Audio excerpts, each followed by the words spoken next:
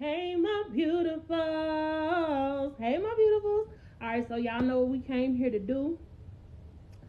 Tonight is Mistaken Identity, chapters 6-7, A Warm, Comfy Silence, and See Me in the Funny Papers. So those are the next two chapters that we're about to read right now. All right. I am a little bit late. I'm sorry, you guys. 6 minutes late. Well, 5 minutes technically, if you want to be technical.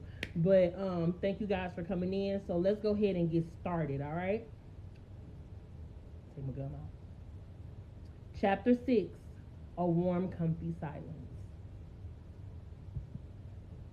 It had been so long since Clara and Peter were able to really enjoy each other.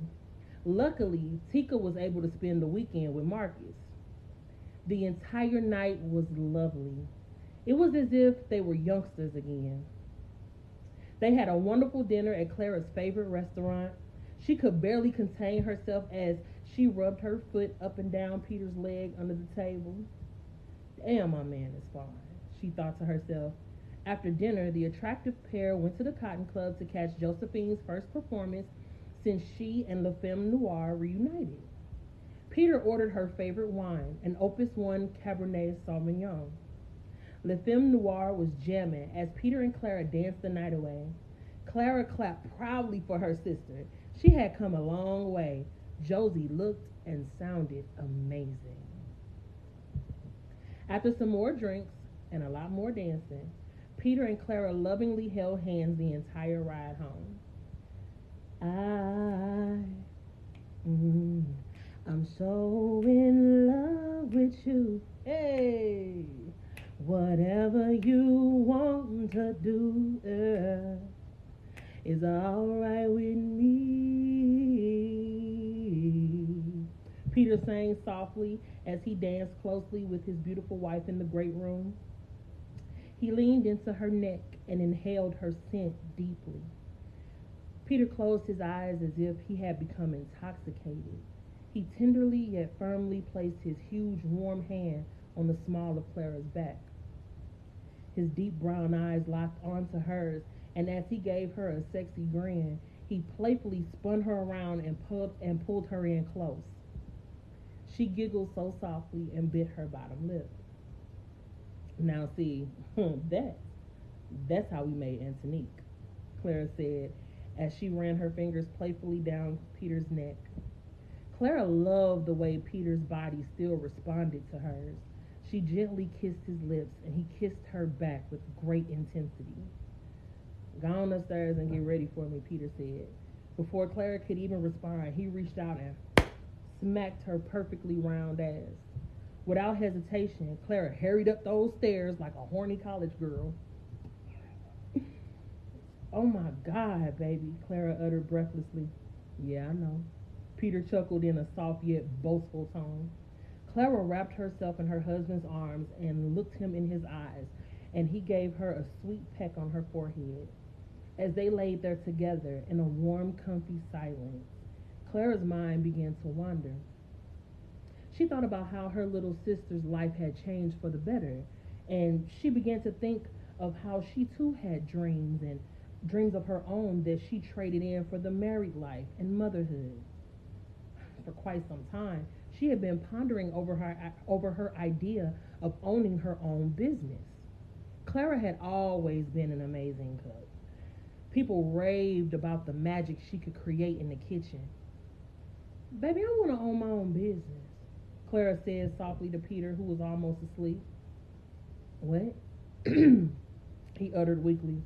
I said I want to own my own business, Clara said in a more assertive tone. Well, what do you want to do? What did you have in mind? You know, I support you, whatever it is, baby, Peter reassured Clara. In that moment, she fell completely in love with him all over again. She felt so excited that she began to make a path of kisses down his chest to his abdomen. Peter let out a deep, throaty groan as Clara's kisses turned into soft nibbles that turned into her warm, wet mouth surrounding his penis. Okay, so break, y'all. It's gonna get kind of wild. So, like I said before, Please know this is not for no kids. This is not for kids. This is not for kids. If you are a child, get your ass out my life. All right, let's resume. Okay, he was more than ready for her again. Clara was aroused from her deep sleep by the delicious aroma of bacon. She quickly showered, threw on her robe, and came downstairs. Good morning, sleepyhead, Peter said adoringly. He had been up all morning making breakfast for Clara. It was quite the spread. Bacon, scrambled eggs, sausage, pancakes, fruit salad with whipped cream, and fresh squeezed orange juice. She was impressed.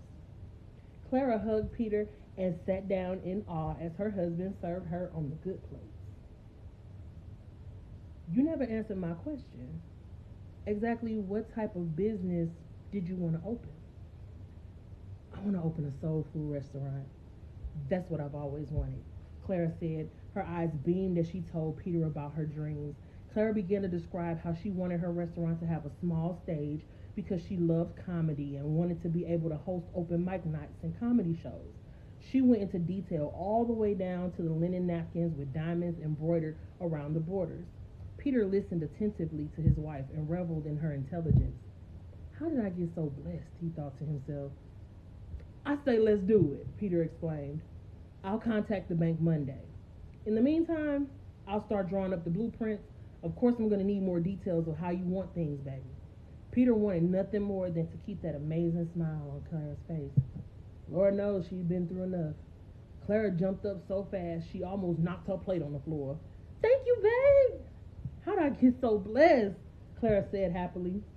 Peter just laughed to himself. Everything was perfect, but little did they know that their faith, their marriage, hell, even their humanity would be greatly tested. Chapter 7. See me in the funny papers. Tika loves Stephen. Tika loves Steph. Marcus teased Tika. Before he could finish his sentence, she smacked him in the face with a pillow. Since Marcus and his mother moved into their new place, he had adjusted well. In fact, this was the happiest that Tika had seen him in so long. And she welcomed this change. It seemed as if Grady and all his evil were eons away from them all. Marcus and Tika were even able to go to the same school. Tika loved hanging out at her Auntie Josephine's new condo. She even let Tika and Marcus be with her at rehearsals at the Cotton Club sometimes. Their high-rise condo was decorated to the nines. Auntie Josephine loved opulence and spared no expense. And with the success of Le Femme Noire, their lifestyle became more and more luxurious. It really was like night and day. Aunt Josephine was able to buy a new midnight black metallic 1994 Audi Quattro, which she suitably named Le Femme Noire. Absolutely sickening, right? Oh, shut up, Marky, Tika said, swinging the pillow again. Although she shouted in protest, Tika could feel her cheeks become blush red, which is quite the feat for such a dark brown-skinned girl. Every time she thought about Stefan, she felt her heartbeat quicken. She knew that she had feelings for Stefan, and he liked her too. Seriously, though, if you like him, why not just talk to him? Because you definitely like him. Marcus knew his favorite cousin very well. He could tell that she liked Stefan. Whenever they would go to the stop and go, both Tika and Stefan would often stand there smiling at each other like idiots. It seemed to him that they probably were just afraid to say something because of their parents. Stefan's parents were Jamaican and very religious. Auntie Clara's eyebrows would raise anytime anyone would even mention Tika possibly liking a boy. However, Stefan wasn't like a lot of the little scruffy boys that ran around in the neighborhood. He was responsible, genuine. He was a young man. Come on, man, finish getting dressed. We're going to be late, Tika said, completely ignoring what Marcus just said.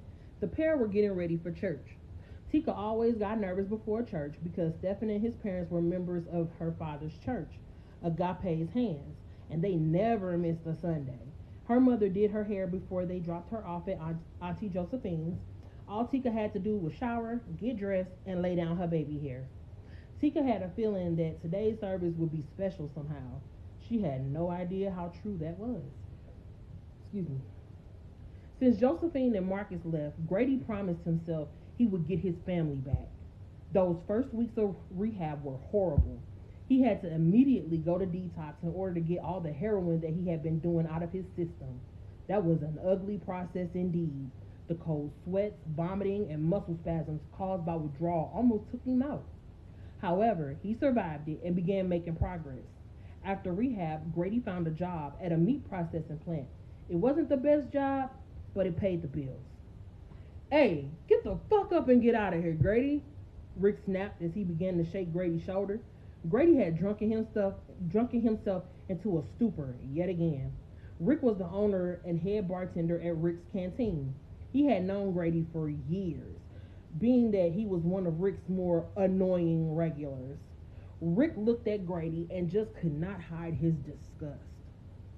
Now I done let you sleep that shit off a bit, but closing time was almost 2 hours ago. Go home. After a few more shoulder shakes and a couple of hard taps, Grady finally began to stir. When he lifted his head from the bar, a thick glob of saliva oozed from his bottom lip. He struggled to stand up from the bar stool. Once he did get to his feet, he clumsily ran his fingers through his matted, dirt-colored hair. He wiped his face, which was covered in drool, ragged stubble, and bottom-shelf liquor. Grady cleared his throat and tried to smooth out his shirt. God damn, man, what happened to you? You come in here damn near every night and drink yourself to death. You're a fucking mess, Grady. Weren't you in AA or something? Shit. Rick rubbed his eyes in annoyance. Oh, go back. Too far. Rick rubbed his eyes in annoyance as he grabbed the rolled up copy of Saturday's St. Louis Post-Dispatch that Grady had forgotten on the bar. Struggling to hold him up, Rick stuffed the newspaper in his jacket pocket as he ushered Grady to the door. Grady looked up at Rick's eyes, riddled with shame. He couldn't find the words to respond. All he could muster was an intelligible mumble as he lowered his eyes and made his exit. Grady had finally begun to have some normalcy in his life, and yet here he was, 1 year later, drunk out of his mind, doing the same thing that made him lose his family in the first place, pissing his future down the drain. He clumsily stretched out in the seat of his car to get comfortable because even he knew he was too drunk to attempt to drive home.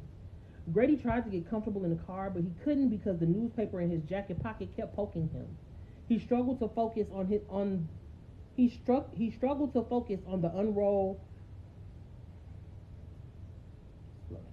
He struggled to focus as he unrolled the newspaper that held the most devastating news he would ever come to see. Right there in the entertainment section was Josie, looking happier than she had ever when she was with Grady. She was a vision of class, looking like she just walked off the set of Dynasty. The film noir had really taken off and was gathering critical acclaim from all over the world. But what Grady saw next thrusted him into an inconsolable rage. On Josephine's left ring finger was a diamond ring, large enough to illuminate the whole room. He just got angrier and angrier. He couldn't believe that Josephine had left him and had the nerve to begin a new relationship with that fucking nigger Miles. And he said the hard R. Grady knew that he was going to have to do something drastic in order to get his wife and stepson back. He shuddered violently as he balled up the newspaper and threw it out of his car window. Grady did not sleep well that night. Grady's jealousy and hatred prevented him from being able to see the part he played in his own demise. He blamed everyone but himself for his broken family. He seethed as he thought of Peter and that bitch of a sister Clara. Grady's mind made an ominous turn. He realized that he wanted to make them all pay. Ooh-wee, y'all. All right, so this week came with some fire. All right. Peter and Clara had a loving date night, and Grady has done lost his motherfucking mind, child. Find out what happens next week, Monday and Wednesday, chapters 8-9. All right, so we'll be back Monday with chapters 8-9. Wednesday, 10 through 11. All right, y'all. Much love. I love y'all. Let me see. Check it if I have any comments. No comments today. Love y'all so much. And this will be posted on YouTube. It may not be posted tonight, but I'll post it tomorrow. If it's not posted the same night, it'll be posted the next night, okay? Or the next day. Thank y'all. Love y'all. Bye. Well, not bye, but see you later. See you next time. And y'all know it's going to be the next time.